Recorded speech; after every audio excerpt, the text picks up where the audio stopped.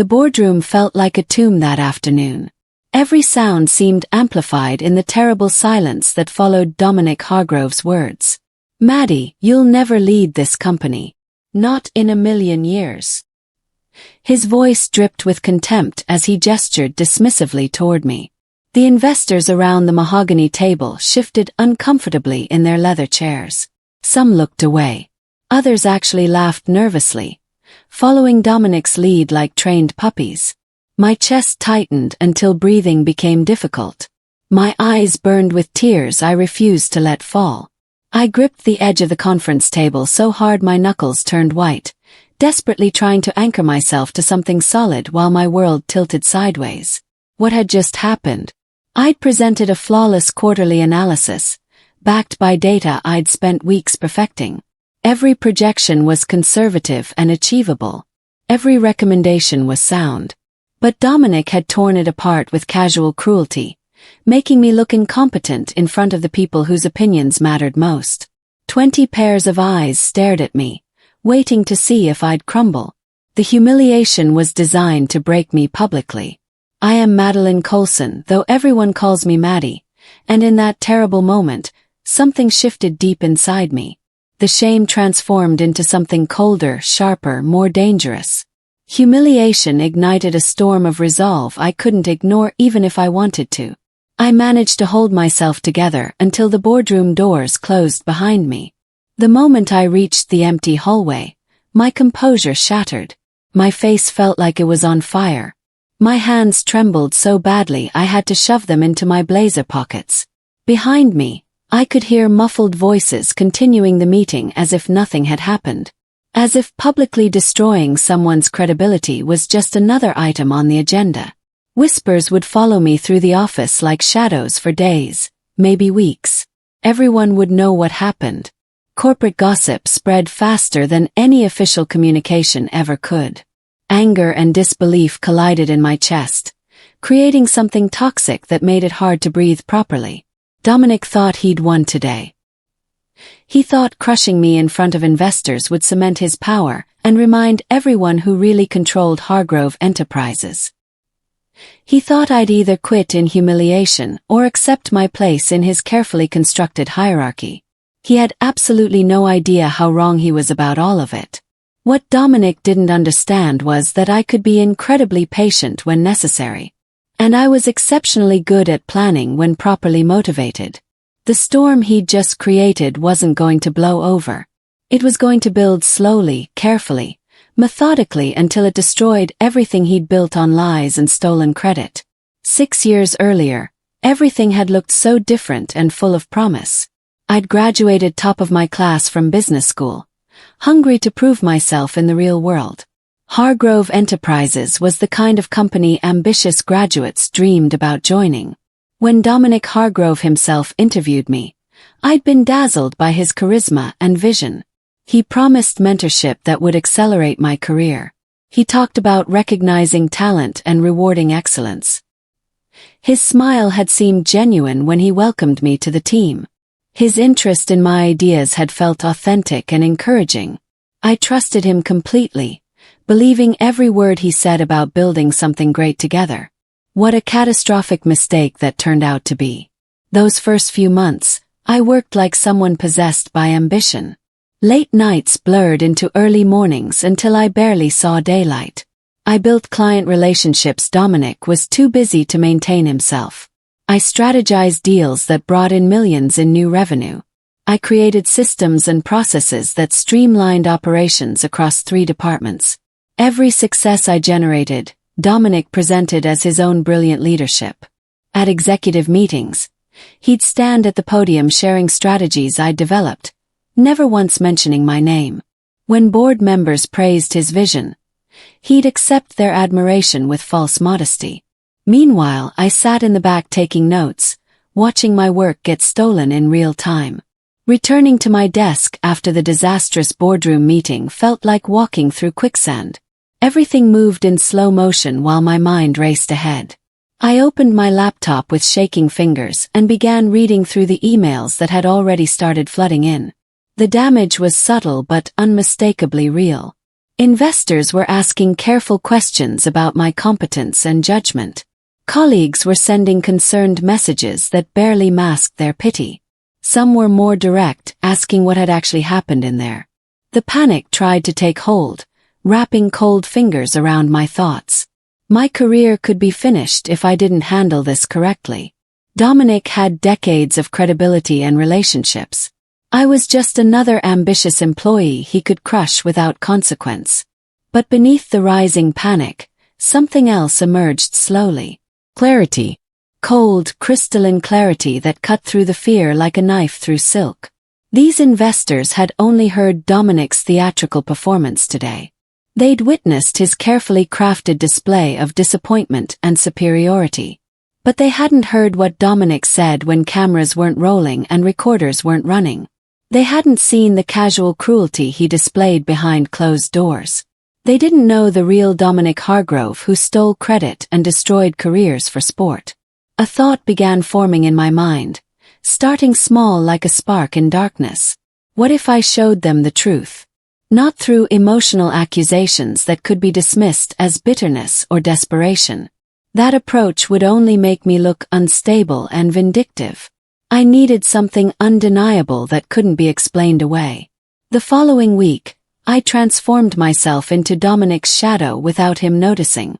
It wasn't obvious or suspicious, just a subtle shift in how I paid attention to everything around me. I watched how he interacted with junior staff when executives weren't present to witness his behavior. I noticed his patterns of favoritism, always praising the same few people regardless of their actual performance or contributions. I documented his microaggressions during meetings, the subtle ways he dismissed ideas from women only to praise identical suggestions when men offered them minutes later. I observed how he constantly interrupted people he viewed as beneath his status, never letting them finish complete thoughts. Every staff meeting became a research opportunity instead of just another obligation. Every casual hallway conversation revealed new information about his methods and manipulation. I started carrying a small notebook everywhere, jotting down observations that seemed insignificant individually but formed a damning pattern when viewed collectively. Dominic's arrogance made him incredibly sloppy in ways he didn't recognize. He never considered that anyone might be watching critically or documenting his behavior systematically. His position had made him feel invincible and untouchable. That false sense of security would ultimately become his greatest vulnerability and downfall. Each small detail I collected became ammunition stored carefully for future use. I wasn't angry anymore, at least not in the hot, immediate way that clouds judgment. Instead, I felt cold calculation settling into my bones like ice forming on a winter lake. Building alliances required exceptionally delicate work and patience. I couldn't just complain about Dominic to coworkers because that would make me look bitter and unprofessional. Corporate culture demands smiling through pain, so I smiled while carefully listening.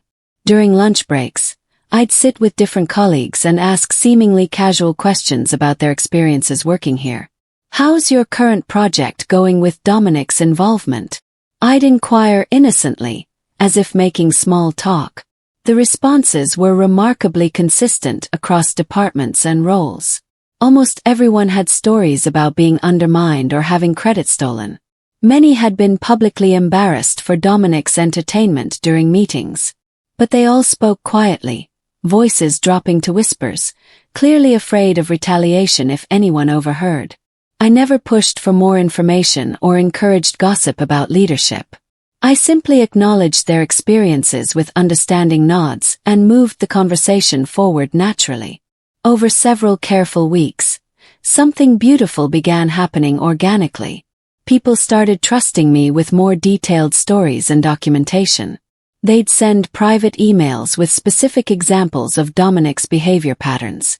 One colleague, Philip from accounting, had kept meticulous records of budget meetings where Dominic blamed him for mathematical errors that were actually Dominic's own miscalculations.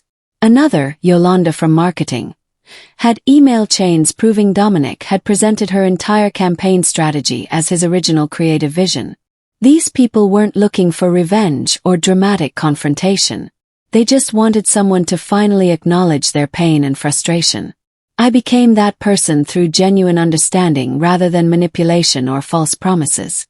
Dominic's arrogance reached astonishing new heights over the following month. He strutted through the office like royalty surveying his kingdom, completely unaware of the quiet rebellion forming in shadows he never bothered examining. His confidence made my work significantly easier because overconfident people make careless mistakes they don't recognize until too late. I maintained my pleasant facade perfectly throughout every interaction. When Dominic asked questions, I answered politely and professionally without revealing anything beyond surface cooperation. When he gave instructions, I followed them without complaint or visible frustration. When he took credit for my work yet again, I smiled and stayed completely silent. My compliance made me essentially invisible to him as a potential threat. In Dominic's mind, I'd been properly defeated by that boardroom humiliation weeks ago. I was no longer someone who needed watching carefully, just another subordinate employee who'd learned her place in his hierarchy. While Dominic basked in his perceived victory and unchallenged authority, I quietly collected evidence with methodical precision. I saved every email where he claimed sole credit for collaborative team projects. I recorded voice memos immediately after meetings, documenting his exact words when he'd insulted staff members or misrepresented facts. I kept detailed logs of investor interactions, noting when Dominic exaggerated his personal contributions or invented accomplishments entirely. My phone became a documentation device I carried everywhere. A quick photo here, a brief recording there, all stored in encrypted cloud folders Dominic would never think to look for even if he suspected something. The weekly team meeting provided my first real test of the new strategy. Dominic clearly planned to embarrass me again, perhaps to reinforce the hierarchy he'd established so dramatically in that boardroom. When discussing quarterly targets, he turned toward me with that familiar condescending smile I'd learned to hate. "Maddie, perhaps you could explain to everyone why your division's projections seem so wildly unrealistic." His tone suggested the answer was obviously my incompetence and poor judgment. 3 weeks ago, that question would have rattled me badly enough to stumble over words. Today felt completely different. I was ready in ways he couldn't possibly anticipate or understand.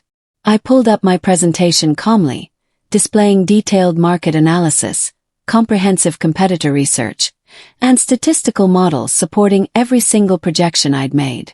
My voice stayed level and confident as I walked through each data point systematically. As everyone can see, these projections are actually quite conservative based on current market trends and our historical performance patterns over the past 18 months. The conference room fell completely silent. Several executives nodded appreciatively, clearly impressed by the thoroughness. Dominic's smile faltered slightly, then disappeared entirely. He'd expected me to stumble, maybe apologize, possibly even get emotional. Instead, I'd responded with unshakable professionalism and irrefutable facts he couldn't dismiss easily. "Well, I suppose that's adequate for now," he muttered dismissively, moving quickly to the next agenda item. But damage had been done to his narrative of my incompetence. People had witnessed me standing firm instead of collapsing under pressure. A small crack appeared in Dominic's armor of invincibility. Strategic patience became my religion over the next several months. I stopped reacting emotionally to Dominic's provocations and started analyzing them like chess moves on a board. Every interaction became an opportunity to predict his patterns and position myself advantageously for future confrontations. Dominic was remarkably predictable once you understood his psychology properly. He needed constant validation from everyone around him. He responded to perceived challenges with immediate aggression designed to intimidate. He surrounded himself with yes-men who inflated his ego rather than questioning his decisions. He dismissed anyone who questioned his authority as disloyal or incompetent automatically. These patterns created significant vulnerabilities he didn't recognize in himself. I mapped out scenarios in my notebook late at night when I couldn't sleep. If Dominic did X, I would respond with Y. If he attacked from this particular angle, I'd defend from that specific position. Planning methodically replaced panic entirely. Strategy replaced emotional reaction completely. Each small success fueled my growing resolve and confidence. When Dominic tried undermining my project timeline, and I calmly presented documentation proving my schedule was already approved by the board, that counted as a win. When he attempted taking credit for my client relationship, and the client publicly thanked me specifically by name, that counted as another win. These weren't dramatic confrontations that drew attention from everyone. They were subtle shifts in office dynamics that slowly eroded Dominic's absolute control over perceptions. Other people started noticing the changes gradually. Executives began directing questions to me instead of Dominic during important meetings. Clients requested my involvement specifically on their accounts. The betrayal came from a direction I hadn't anticipated or prepared for adequately. Callum, one of my newer allies, apparently couldn't handle the pressure of our quiet rebellion against Dominic's authority. He went directly to Dominic privately and revealed that people were collecting information about his management style and behavior. He probably thought he was being strategic, protecting himself by exposing others before things escalated. Instead, he'd triggered an alarm system that put everyone at risk. Dominic called an emergency department meeting the following morning. His face was darker than I'd ever seen it, tension radiating from every muscle. It has come to my attention that some people in this office are more focused on gossip and politics than actual productive work, he announced coldly. His eyes swept the entire room slowly, landing on me for several long seconds that felt like hours. My heart hammered violently against my ribs. Had Callum mentioned me specifically by name? Was everything about to unravel completely before I was ready? But I kept my expression carefully neutral, meeting Dominic's gaze without flinching away. Looking away would signal guilt even if I was innocent. Panic seized my thoughts briefly, but I forced it down through sheer willpower. I'd anticipated potential setbacks when planning this campaign carefully. Not this specific scenario exactly, but the possibility that plans could be disrupted unexpectedly. The key was staying calm and adaptable regardless of circumstances. Dominic continued his speech about loyalty and professionalism, clearly trying to intimidate whoever had been gathering evidence against him. When the meeting finally ended, I walked out slowly and deliberately, not rushing like someone running scared. The chessboard had changed significantly, but the game was far from over. I needed completely new approaches that Callum couldn't expose because he didn't know they existed yet. My previous alliances had been somewhat visible through shared conversations and occasional meetings outside work. The new strategy would be completely invisible to everyone except me. I stopped having lengthy conversations with colleagues about Dominic's behavior entirely. Instead, I focused purely on documentation that required absolutely no conspirators or witnesses. My phone's recording app became my most valuable tool for gathering evidence. Before and after meetings with Dominic, I'd activate it discreetly, capturing his unfiltered comments about staff members, investors, and company direction. I purchased a small device online that looked exactly like a normal pen but contained a surprisingly high-quality recording system. Nobody would question why I carried a pen into professional meetings. The main conference room became my primary hunting ground for evidence. During setup before important investor calls, I'd arrive early and position my recording pen strategically near where Dominic typically sat during presentations. The device was voice-activated, so it only captured audio when people were actually speaking, extending its battery life significantly. After meetings concluded, I'd retrieve it during normal cleanup activities without drawing any attention. My evidence collection became a completely solo operation that depended on nobody. No allies who could betray me under pressure. No conversations that could be overheard by the wrong people. Just me, my recording devices, and Dominic's own words gradually creating his eventual downfall. Each recording was uploaded immediately to encrypted cloud storage with detailed timestamps and contextual notes. The opportunity arrived faster than I'd anticipated or planned for originally. Dominic organized a private dinner at an exclusive restaurant for our 3 most important investors. Only executives were invited, which included me due to my division's recent performance numbers that couldn't be ignored.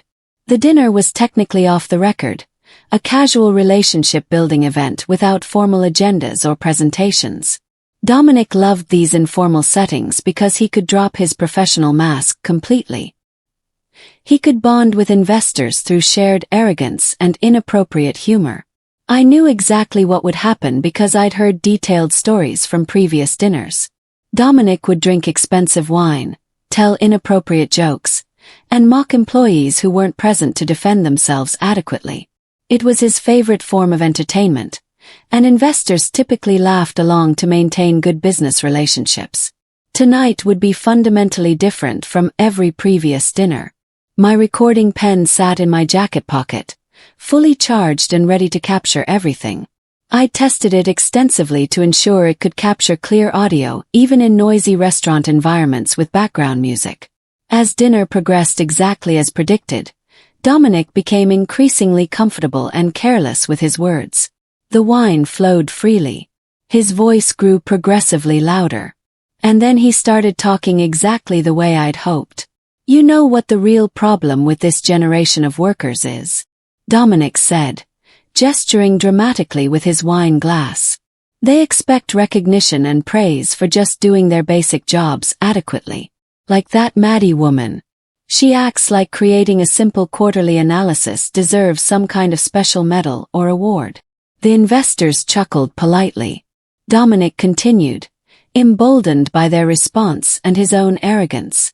Building carefully on that foundation, I launched a subtle whisper campaign over the following weeks. Not gossip that would be too obvious and easily dismissed as unprofessional behavior. Instead, I asked strategic questions specifically designed to plant seeds of doubt about Dominic's actual competence. During casual conversations with investors at various company events, I'd mentioned small inconsistencies I'd noticed in Dominic's recent presentations. I was curious about the third quarter projections Dominic shared last month. When I ran the numbers myself using our standard methodology, I got slightly different results. Do you happen to know which calculation approach he used for his version? The question seemed completely innocent, just seeking clarification to ensure accuracy. But it prompted investors to look more closely at Dominic's numbers with increased scrutiny. With board members, I'd reference specific projects and ask for historical context Dominic had supposedly provided in previous discussions. Dominic mentioned we'd tried a similar strategic approach back in 2019 with excellent results. I wanted to review those case studies for my current project, but I can't seem to find the documentation anywhere in our systems.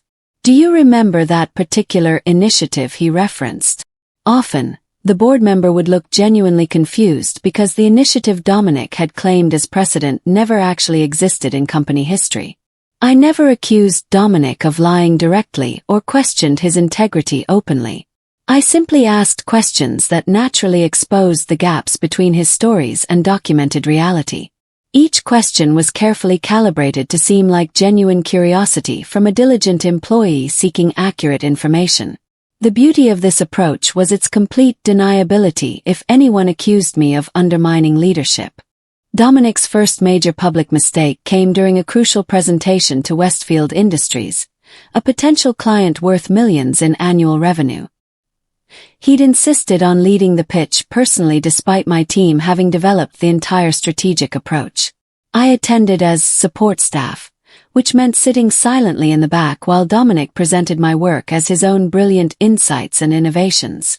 Everything proceeded smoothly until the client asked a specific technical question about implementation timelines and resource allocation. Dominic should have deferred to me immediately since I'd created the detailed timeline based on realistic assessments.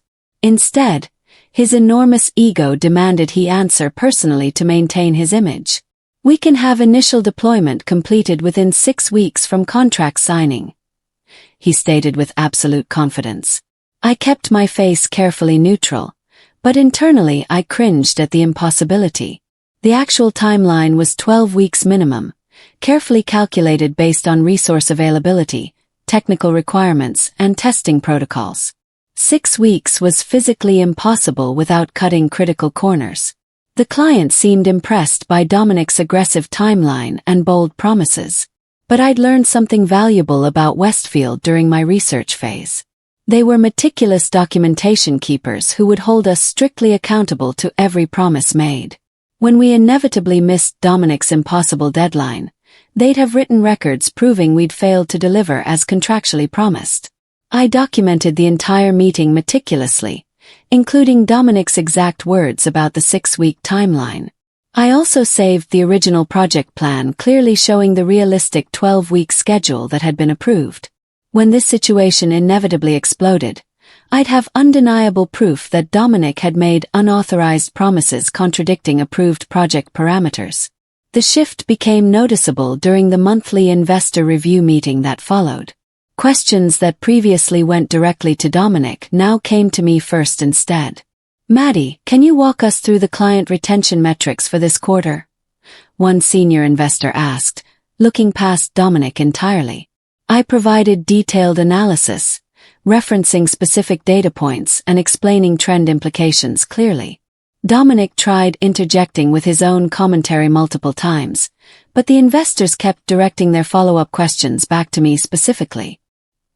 His frustration was visible in the tightening of his jaw muscles and the way his fingers drummed impatiently against the mahogany table. Another investor asked directly about the Westfield project timeline we'd committed to. Before Dominic could respond with more false promises, I calmly provided the accurate 12-week schedule from our approved project plan. "I believe there may have been some miscommunication during the initial pitch meeting," I said diplomatically. The timeline Dominic mentioned was probably the expedited version, assuming unlimited resources and perfect conditions, which isn't our current operational reality, unfortunately. Dominic's face reddened visibly. He couldn't contradict me without admitting he'd lied directly to the client. He couldn't support my timeline without acknowledging his previous statement was completely wrong. He sat trapped between two terrible options, ultimately saying nothing while I professionally corrected his dangerous mistake. The investors took careful notes, glancing between us with obvious questions forming in their minds about leadership competence. After the meeting concluded, I smiled politely at Dominic and returned directly to my desk. That small victory tasted remarkably sweet. He'd felt his control slipping away in real time during that meeting, and there was absolutely nothing he could do about it. Dominic's paranoia grew exponentially after that particularly revealing investor meeting. His behavior became increasingly erratic and controlling as he tried desperately to reassert dominance over everything. He started micromanaging projects he'd previously ignored completely for months. He'd appear unexpectedly at my desk demanding immediate status updates on tasks that weren't due for several weeks. He scheduled unnecessary meetings just to demonstrate he still controlled everyone's time and attention. His hostile glares followed me through the office hallways constantly. His whispered conversations with other executives always seemed to pause suspiciously when I walked past. He was clearly circling the wagons, trying to identify threats and shore up his defenses against challenges. But his increased attention only fed directly into my strategy perfectly. Every paranoid action made him look increasingly unstable to others watching. Every unnecessary meeting demonstrated poor time management skills. Every micromanagement decision contradicted his previous claims about trusting his leadership team completely.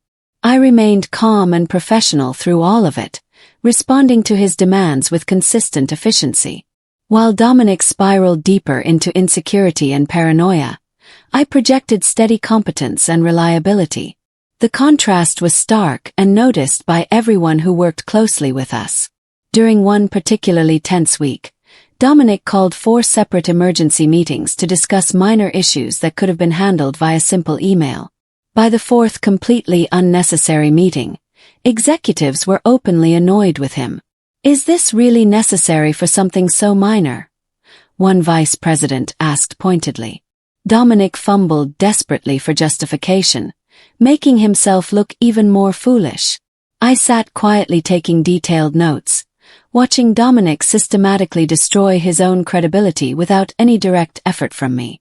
The breakthrough came from a completely unexpected source I hadn't anticipated. Quinton Bradshaw, a senior investor who'd been with the company since its founding, approached me privately after a quarterly board meeting. "Maddie, could we speak briefly in private?" His tone was serious but not unfriendly or threatening. We walked together to an empty conference room. Quinton closed the door carefully and turned to me with a genuinely concerned expression. "I've been reviewing some financial projections Dominic presented over the past year." He began carefully, choosing his words. "Several numbers don't align properly with actual performance data we've received. I'm hoping you can clarify some significant discrepancies I've noticed." He opened his tablet, showing me Dominic's presentation from 6 months earlier. The revenue projections were inflated by nearly 30% compared to real results. Operating costs were dramatically underreported. Growth rates were exaggerated beyond any reasonable interpretation. These figures were Dominic's personal analysis, I explained truthfully. My team's projections were significantly more conservative and ultimately more accurate to reality. I pulled up my original reports on my phone, showing Quinton the realistic numbers I'd presented that Dominic had rejected publicly as too pessimistic and defeatist.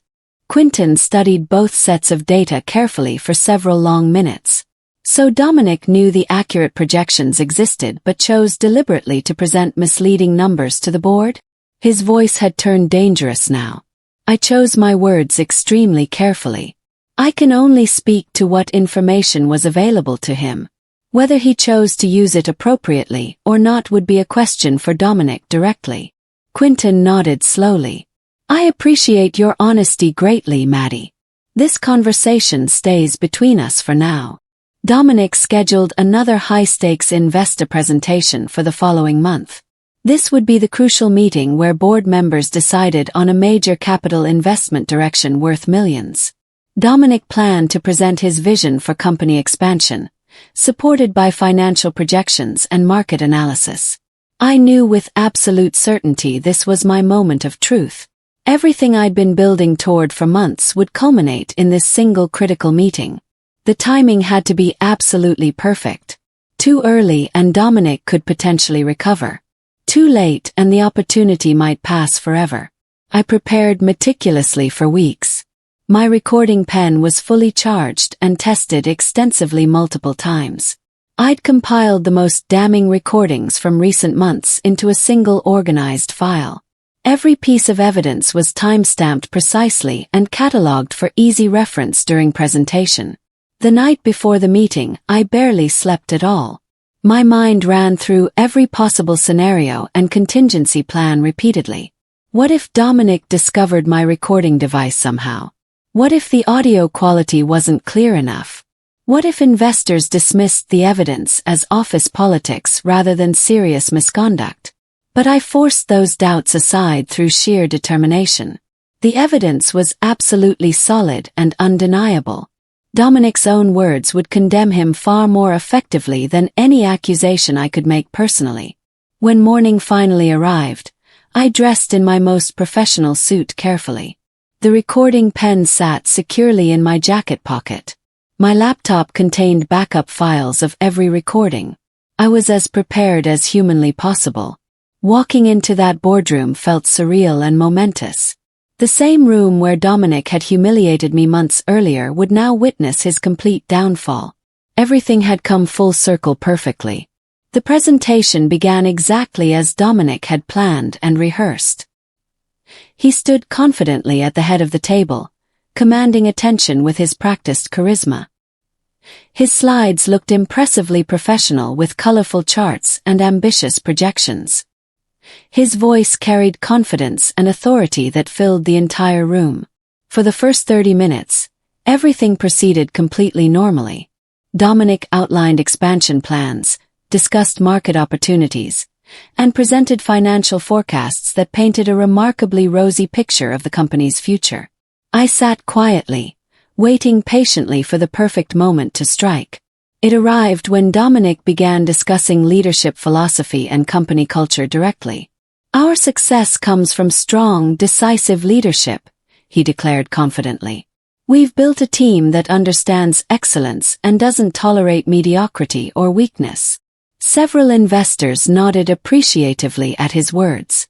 This was Dominic at his most polished, selling the image of himself as a visionary leader. "Of course," he continued smoothly, "effective leadership sometimes means making difficult decisions about personnel who aren't meeting our high standards." His eyes flickered briefly toward me, a subtle dig reminding everyone of the boardroom humiliation months earlier. That was my cue to act. I raised my hand politely. "Dominic, I think the investors would benefit from understanding your leadership philosophy more completely. May I share some additional context that might be valuable?" Dominic looked annoyed but couldn't refuse without seeming defensive or autocratic. "Of course, Maddie." I stood calmly, pulling out my laptop and connecting it to the presentation system. "I've been documenting leadership approaches within our organization for several months now. I believe the board deserves to hear perspectives beyond formal presentations." The room tensed with sudden attention focused entirely on me. I pressed play on the first recording without hesitation. Dominic's voice filled the conference room, captured during that private investor dinner months earlier. "That Maddie woman acts like creating a simple quarterly analysis deserves some kind of special medal or award. These entitled workers think showing up is enough for praise." The room went completely silent. Several investors' eyes widened with shock. Dominic's face drained of all color instantly. "That's taken completely out of context," he started desperately, but I held up my hand. "There's significantly more," I said calmly, playing the next recording. This one was from a staff meeting where Dominic had mocked Philip from accounting. If Philip can't handle basic math, maybe he should find work flipping burgers. "I don't know why we keep deadweight around here wasting resources." Another recording played. Dominic dismissing Yolanda's marketing ideas as vapid nonsense from someone who probably got her degree from a cereal box. Then another. Dominic boasting to an investor about taking credit for projects he'd never touched personally. "The secret is making them think their work only succeeds because of your guidance and vision." Each recording was crystal clear. No ambiguity. No room for alternative interpretations. Just Dominic's own voice revealing his true character. I watched faces around the table transform from confusion to disgust. Quinton Bradshaw looked physically ill. The other investors shifted uncomfortably in their chairs. Dominic tried desperately to regain control. "This is a complete violation of privacy and completely inappropriate for this setting," finally spoke. "These recordings were made in company spaces during business interactions. Nothing was captured illegally or unethically. I simply documented what you said when you thought nobody important was listening." The shockwave that followed was beautiful in its complete devastation. Dominic sputtered, trying desperately to form coherent objections, but no words came out that could possibly defend what everyone had just heard. His carefully constructed facade had shattered completely. Quinton stood up, his voice shaking with controlled fury. "Dominic, this is absolutely unacceptable behavior from any employee, let alone our chief executive officer. These recordings demonstrate a clear pattern of dishonesty, cruelty, and fundamental disrespect for the people who work here." Other investors chimed in immediately, their questions coming rapid fire. How long had this been going on? How many other employees had been mistreated similarly? Were the financial projections Dominic had presented as reliable as his character assessments? Dominic tried apologizing, but the words sounded hollow and desperate. "I was just letting off steam in private. Everyone vents about work frustrations occasionally." "Venting," I interrupted calmly, "would be complaining about legitimate work challenges. What we just heard was systematic harassment, credit theft, and deliberate misrepresentation of employees' contributions. There's a significant difference." My voice was steady and professional, which made Dominic's panic look even more pathetic by comparison. I wasn't emotional or vindictive. I was simply presenting facts and letting them speak for themselves. The investors called for an immediate break to discuss the situation privately. Dominic was asked to leave the room immediately. As he walked past me, his face was ashen. His confident stride reduced to an uncertain shuffle. The man who'd humiliated me in this same room now couldn't even meet my eyes. The next 3 weeks were a whirlwind of investigations and meetings. The board launched a comprehensive review of Dominic's management practices, interviewing staff members and examining company records. What they discovered was worse than anyone had imagined. Dominic had been systematically taking credit for other people's work for years. Financial reports to investors contained multiple misleading statements and inflated projections. His expense reports showed thousands in questionable charges that looked suspiciously like personal purchases. Employee complaints about his behavior had been filed with Human Resources repeatedly, but Dominic had used his position to ensure they went nowhere. The entire organizational structure was infected with his misconduct. Philip from accounting provided documentation of budget meetings where Dominic had blamed him for mathematical errors that were actually Dominic's miscalculations. Yolanda shared email chains proving Dominic had presented her campaign strategies as his own original ideas. A dozen other employees came forward with similar stories once they realized they could speak safely. The evidence mountain grew daily. Quinton Bradshaw personally apologized to me during one board session. "We failed you, Maddie. We gave Dominic too much unchecked authority and didn't listen when warning signs appeared. That ends today." The board voted unanimously to terminate Dominic's employment immediately. No golden parachute. No negotiated departure. Just immediate termination for cause, which meant he forfeited most of his compensation package. His decade with the company ended in disgrace, escorted from the building by security. The emotional triumph came in waves over the following weeks. My department colleagues threw an impromptu celebration when Dominic's departure was announced. Philip brought champagne. Yolanda ordered pizza. We gathered in the conference room that had witnessed both my humiliation and eventual vindication. "You did what we all wanted to do but were too afraid to try," Philip said, raising his glass. "You stood up to him and won. But I didn't feel victorious in the traditional sense.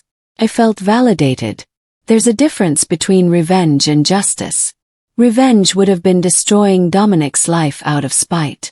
Justice was simply revealing the truth and letting natural consequences follow. Dominic had destroyed himself through his own actions. I'd merely held up a mirror forcing everyone else to see what had always been there. The company recognized my leadership officially within a month. The board offered me Dominic's former position, though I negotiated a different title that focused on collaborative leadership rather than top-down authority. Executive Director of Strategic Operations gave me influence without the bureaucratic headaches Dominic had seemed to enjoy.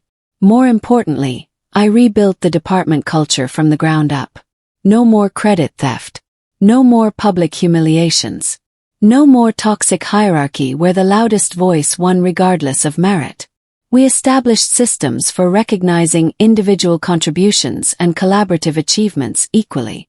The change was remarkable. Within 3 months, employee satisfaction scores in my division increased by 65%.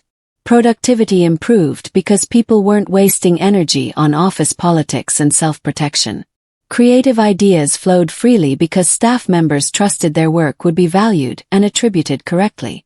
Rising above the situation took conscious effort. It would have been easy to become bitter or cynical after experiencing Dominic's treatment. Many people in similar situations let that toxicity poison their entire outlook on corporate life. I refused to let Dominic have that power over me. Instead, I used the experience as a foundation for better leadership. Every decision I made came from remembering how Dominic's leadership had felt from the receiving end. When team members proposed ideas, I made sure to credit them publicly and specifically. When mistakes happened, I addressed them privately and constructively rather than using them as opportunities for public humiliation. When success came, I celebrated team effort rather than claiming personal glory. My colleagues noticed the difference immediately. People who'd been quiet and withdrawn under Dominic's leadership began speaking up in meetings, sharing creative solutions and taking calculated risks. The department transformed from a fear-based hierarchy into a collaborative environment where merit actually mattered. Other divisions started asking how we'd achieved such dramatic improvement. I shared our approaches freely, training other leaders on recognition systems and collaborative frameworks. The changes rippled throughout the organization. Dominic's departure had created space for cultural transformation that went far beyond one toxic executive's removal. 6 months after taking the leadership role, I was invited to speak at an industry conference about organizational culture and ethical leadership. Standing on that stage, sharing lessons learned from my experience, felt surreal. The woman who'd been publicly humiliated was now being asked for wisdom about professional resilience and strategic patience. Poetic justice arrived quietly about a year after Dominic's departure. I heard through industry contacts that he'd struggled to find another executive position. His reputation had followed him throughout the business community. Companies that might have considered hiring him discovered the circumstances of his termination during background checks. His LinkedIn profile showed several short consulting gigs but nothing substantial or permanent. He'd gone from commanding a successful company to scraping together freelance projects. Meanwhile, my career flourished in ways I'd never imagined possible. The company's revenue grew by 48% under the new collaborative leadership model. Major clients specifically requested to work with our division because they'd heard about our innovative culture and ethical practices. Industry publications featured our organizational transformation as a case study in cultural change. Quinton Bradshaw became a mentor, guiding my professional development and introducing me to influential people throughout the business world. The board invited me to join as a full member, giving me voice in strategic decisions that would shape the company's future. But the real victory wasn't Dominic's downfall or my professional success. The real victory was proving that patience, strategy, and integrity could defeat bullying and toxicity. I'd turned humiliation into power not through manipulation or politics, but through documentation and truth. My worth had never depended on Dominic's recognition.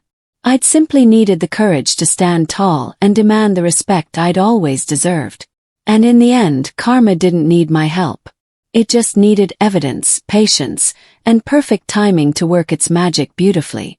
The office that once bore Dominic's name now had mine on the door.